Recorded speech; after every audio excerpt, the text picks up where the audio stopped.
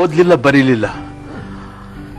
ನಮ್ಮ ತಂದೆಯವರು ಆ ಕಾಲದಲ್ಲಿ ಸ್ವಲ್ಪ ನಮ್ದೆಲ್ಲ ಬಡತನದ ಸ್ಥಿತಿ, ಅಷ್ಟು ಅನುಕೂಲವಾದಂಥ ಜನ ನಾವೇನಲ್ಲ. ಅನುಕೂಲ ಇದ್ದಿದ್ರೆ ನಮ್ಮ ಅಪ್ಪಾಜಿ ಚೆನ್ನಾಗಿ ಓದಿಸ್ತಾ ಇದ್ರು, ಹಾಗಂತಾನೆ ಹೇಳ್ತಾ ಇದ್ರು ಅವರು.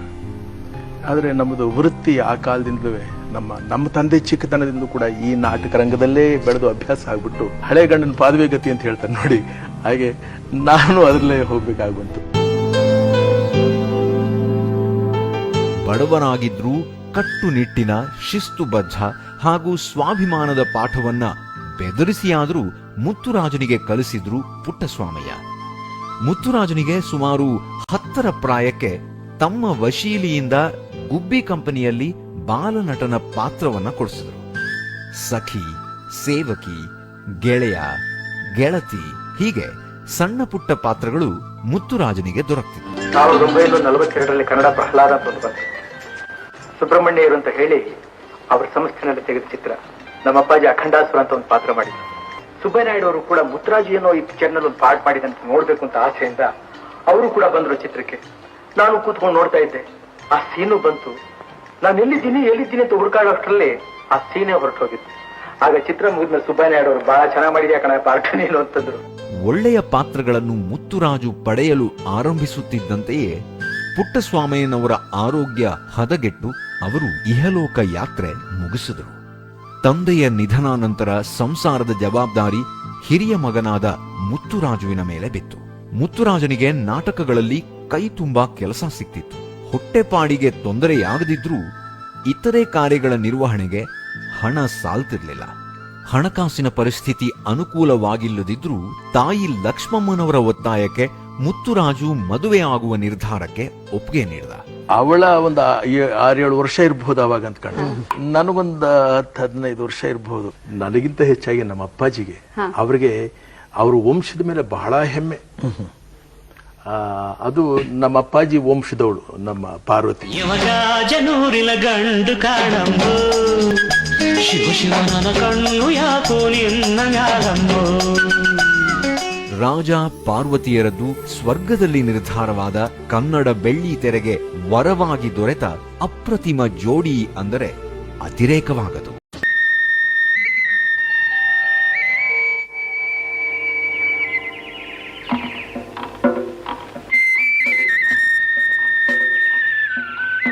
ಮರಗಿಡಗಳಿಂದಾನು, ಪೈರು ಪಚ್ಚೆಗಳಿಂದಾನು, ಬೆಡ್ಡ ಗುಡ್ಡಗಳಿಂದಾನು ತುಂಬಿ ಮನೋಹರವಾಗಿರೋ ಈ ಸುಂದರ ಸ್ಥಳ ನನ್ನ ಭಾಗಕ್ಕೆ ಸ್ವರ್ಗ ಇದ್ದ ಹಾಗೆ.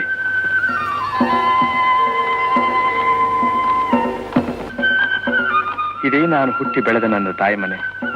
ಈ ಜಗಲಿ ಮೇಲೆ ನಮ್ಮ ತಂದೆ ಸಾಧಾರಣವಾಗಿ ಮಲಗ್ತಾ ಇದ್ದಿದ್ದು. ಭವ್ಯವಾದ ಬಂಗ್ಲೆ ನೋಡಿದ್ರು ಆಗದೇ ಇರುವಂತಹ ಆನಂದ ನನಗೆ ಈ ಪುಟ್ಟ ಮನೆಯನ್ನು ಕಂಡಾಗ ಆಗುತ್ತೆ.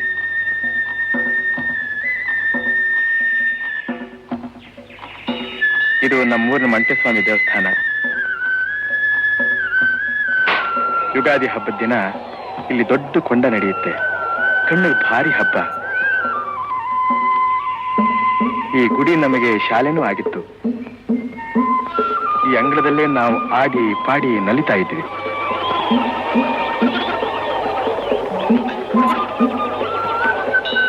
ಇದು ಬೇರೆ ದೇವರ ದೇವಸ್ಥಾನ. ಇಲ್ಲಿ ಸೊಗಸಾದ ಸ್ಥಳ ಪುರಾಣನೂ ಉಂಟು. ಇಲ್ಲಿ ಹತ್ತಿರದಲ್ಲಿರೋ ಹಿರಿಪುರ, ತಿಗಣಾರೆ, ಬಂದಗನಹಳ್ಳಿ, ಅರಕಲವಾಡಿ, ಮೊಲ್ಲನಗುಳಿ, ತಾಳವಾಡಿ ಇನ್ನೂ ಅನೇಕ ಊರುಗಳಿವೆ. ಇಲ್ಲೆಲ್ಲ ನಮ್ಮ ತಂದೆ ನಾಟಕಾಭ್ಯಾಸ ನಡೆಸ್ತಿದ್ರು. ಇಲ್ಲಿನ ಜನ ಹಿಂದಿನಿಂದ ನಮಗೆ ತುಂಬಾ ಆತ್ಮೀಯರು. ನಮ್ಮ ಅಪ್ಪಾಜಿಯವರಲ್ಲೂ ನಮ್ಮಲ್ಲೂ ವಿಶೇಷವಾದ ಪ್ರೀತಿ ಉಳ್ಳವರು. ಕಷ್ಟ ಕಾಲದಲ್ಲಿ ನಮಗೆ ಬೇಕಾದಷ್ಟು ಸಹಾಯ ಮಾಡಿರೋ ಪುಣ್ಯಾತ್ಮರು. ಡಾಕ್ಟರ್ ಓಕೆ ಹಾಗೆ ಒಂದಾಯ್ತು ತಗೊಳ್ಳ. ಇವತ್ತು ಜನನ ಯಾವಾಗಾಯ್ತು? 24 ಏಪ್ರಿಲ್ 1929ರಲ್ಲಿ. 24 ಏಪ್ರಿಲ್ 1929 ಯಾವ ವಾರ? ವಾರ ಬುಧವಾರ. ಇವರೊಂದು ಇವರ ಜನ್ಮಸ್ಥಳ ನೋಡಿದರೆ ಈಗಿನ ತಮಿಳುನಾಡಿನ ಈರೋಡು ಜಿಲ್ಲೆಯ ಗಾಜು ಚಾಮರಾಜನಗರ ಜಿಲ್ಲೆಯ ಬಿಳಿ ಭಾಗ. ತಮಿಳುನಾಡಿನ ದೊಡ್ಡ ಗಾಜು. ತಂದೆ ಹೆಸರು ನೋಡಿದರೆ ತಂದೆ ಹೆಸರು ಸಿಂಗಾನಲ್ಲೂರು ಪುಟ್ಟಸ್ವಾಮಯ್ಯ. ಇವರನ್ನು ದೊಡ್ಡ ರಂಗಭೂಮಿ ಕಲಾವಿದರು. ರಂಗಭೂಮಿ ಕಲಾವಿದರು. ತಾಯಿ ಲಕ್ಷ್ಮಮ್ಮ. ಪುಟ್ಟಸ್ವಾಮಯ್ಯ ಮತ್ತು ಲಕ್ಷ್ಮಮ್ಮ ಹಿರಿಯ ಮಗು. ಜನ್ಮನ ಸಿಂಗಾನಲ್ಲೂರು ಪುಟ್ಟಸ್ವಾಮಯ್ಯ ಮುತ್ತುರಾಜು ಅಂತಕ್ಕಂಥದ್ದು ಅಥವಾ ಮುತ್ತಣ್ಣ ಅಂತ ಕರೀತಾ ಇದ್ದಾರೆ. ಇವರ ಜನ್ಮ ಮುತ್ತುರಾಜು ಮುತ್ತಣ್ಣ ಅಂತ ಕರೀತಾ ಇದ್ದಾರೆ.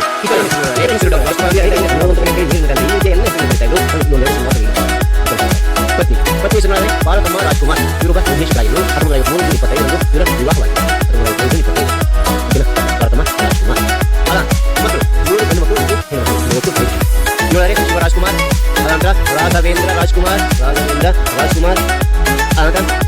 ರಾಜ್ಕುಮಾರ್ ರಾಜ್ಕುಮಾರ್ ಓಕೆ ಇದರಲ್ಲಿ ಕೂಡ ರಾಜ್ಕುಮಾರ್ ಅಂತ ಹೇಳ್ಕೊಡೋರೆ ನೀವು ಮತ್ತು ಶ್ರುತಿ ಇವರು ನಟರಾಗಿ ಮತ್ತು ಗಾಯಕರಾಗಿ ಕೆಲಸ ಮಾಡ್ತಾರೆ. ಸಕ್ರಿಯ ವರ್ಷ 1954 2005 ಸಕ್ರಿಯಾಗಿ ಫಿಲ್ಮ್ಗಳಲ್ಲಿ ಇರುತ್ತೆ. ಎಷ್ಟು ದಶಕಗಳ ಕಾಲ ಇವರು ಕೆಲಸ ಮಾಡಿದ 5 ದಶಕಗಳ ಕಾಲ ಇವರು ಕೆಲಸ ಮಾಡಿದರು. ಎಷ್ಟು ಚಲನಚಿತ್ರಗಳು 205 ನಾಯಕರಾಗಿ ಕೆಲಸ ಮಾಡಿದ್ದಾರೆ. ಇವರು ವಿದ್ಯಾಭ್ಯಾಸ ಇಷ್ಟಪಟ್ಟು 4ನೇ ತರಗತಿ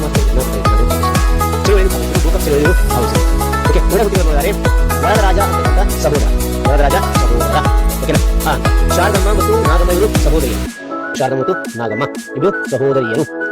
ಪ್ರಥಮ ಚಿತ್ರ ಯಾವುದಂದ್ರೆ ಬೇಡರ ಕಣ್ಣಪ್ಪ, ಯಾವಾಗ 1954. ಈ ಒಂದು ಬೇಡರ ಕಣ್ಣಪ್ಪಗೆ ರಾಷ್ಟ್ರ ಪ್ರಶಸ್ತಿ ಪಡೆದ ಮೊದಲ ಚಿತ್ರ ಕೊನೆಯ ಚಿತ್ರ ಶಬ್ದವೇದಿ 2005 ಓಕೆ. ಹೆಸರು ಬದಲಾವಣೆ ಆಯಿತು, ಜನ್ಮವನ್ನು ಬದಲಾವಣೆ ಮಾಡಿ ಯಾರು ಮಾಡಿಕೊಂಡಾಗ HLN ಸಿಂಹಾಳ್ ಇವರು ನಿರ್ದೇಶಕರು. ರಾಜ್ಕುಮಾರ್ ಹೊಸ ಹೆಸರಿತ್ತು, ಬದಲಾಗಿ ರಾಜ್ಕುಮಾರ್ ಅಂತ ಹೆಸರು. ಇವರು ಅನೇಕ ಬಿರುದುಗಳಿದ್ದಾರೆ. ಪದ್ಮಭೂಷಣ, ಭಾಷಾ ಪದ್ಮಭೂಷಣ, ದಾದಾ ಸಾಹೇಬ್ ಫಾಲ್ಕೆ ಪ್ರಶಸ್ತಿ 1995 ಕರ್ನಾಟಕದಲ್ಲಿ ರಾಷ್ಟ್ರ ಪ್ರಶಸ್ತಿ. ಜೀವನ ಚಿತ್ರದಲ್ಲಿ ನಾದಮಯ ಅತ್ಯುತ್ತಮ ಅದೇ ತನ್ನಲ್ಲಿ ನಾಲ್ಕು ಪ್ರಶಸ್ತಿ ಮತ್ತು ಕನ್ನಡ ಮುಗುವಿನ ಪ್ರಶಸ್ತಿ ಸರ್ಕಾರದಿಂದ ಕಲಾ ಕೌಸ್ತುಭ ವೃತ್ತಿಯನ್ನು ಗುರುತಿಸಿದ ಸರ್ಕಾರದ ಎಲ್ಲ ಪ್ರಶಸ್ತಿ ಇಲ್ಲೊಳಗೆ ಅಪಹಾರ ಇವರು 2000 ಇಸ್ವಿಯಲ್ಲಿ ಅಪಹರಣ ಮಾಡಿದ್ದಾರೆ. ಸ್ಥಳ ಯಾವ ಸ್ಥಳದ ಗಾಜಿನ ಅಪಹರಣ ಮಾಡಿದ್ದಾರೆ. ಇಷ್ಟು ದಿನ ಕನ್ನಡ ಕಾಲ ಇವರು ಯುವಕರನ್ನು ಸೇರಿದ್ದಾರೆ. ಇದರ 2012 ಇವರು ನಿಧನ ಸ್ಥಳ ಬೆಂಗಳೂರು. ಜನರಿಗೆ ಸ್ಥಾನವನ್ನು ಮಾಡುವ ಕಾರಣ ಮೈಯನ್ನು ಹೊಂದಿದ್ದು ಭಯಾಘಾತ ಆಗಿದೆ. ದಾನ ಇವರು ಮಣ್ಣನ್ನು ದಾನ ಮಾಯನ ಕಡೆಗೆ ಇವರ ಕಣ್ಣಲ್ಲಿ ದಾನ ಮಾಡಲಾಗುತ್ತದೆ. ಬೆಂಗಳೂರು ಸಂಗೀತ ಸ್ಟುಡಿಯೋದಲ್ಲಿ ದರ್ಶನ ಇಲ್ಲಾಗಿದೆ. ಮಣ್ಣು ಅಂತ್ಯ ಸಂಸ್ಕಾರ ಸ್ಟುಡಿಯೋ ಅಂತ್ಯ ಸಂಸ್ಕಾರ 13 ಏಪ್ರಿಲ್ 2006 ಕಂಠೀರವ ಸ್ಟುಡಿಯೋದಲ್ಲಿ ಅಂತ್ಯ ಸಂಸ್ಕಾರ ಆಗಿದೆ. ಒಟ್ಟು ಎಷ್ಟು ವಯಸ್ಸು 76 ವರ್ಷ 11 ತಿಂಗಳು 19 ದಿನಗಳು ಇವರೊಂದು ಬದುಕಿದ್ರು ಅಂತ ಹೇಳ್ಬೋದು. ಮೆಚ್ಚಿನ ನಟ ಯಾರಾಗಿರೋದಿನ ಶಿವಾಜಿ ಗಣೇಶನ್. ಶಿಕ್ಷಕ ಯಾರಾದ್ರಿನ ಅಪ್ಪಣ್ಣಪ್ಪ ಅಂತಕ್ಕಂಥವ್ರು. ಓಕೆ ಹಾಗಾದ್ರೆ ಒಂದು ಮಾಹಿತಿ ಅಂತ ಲೈಕ್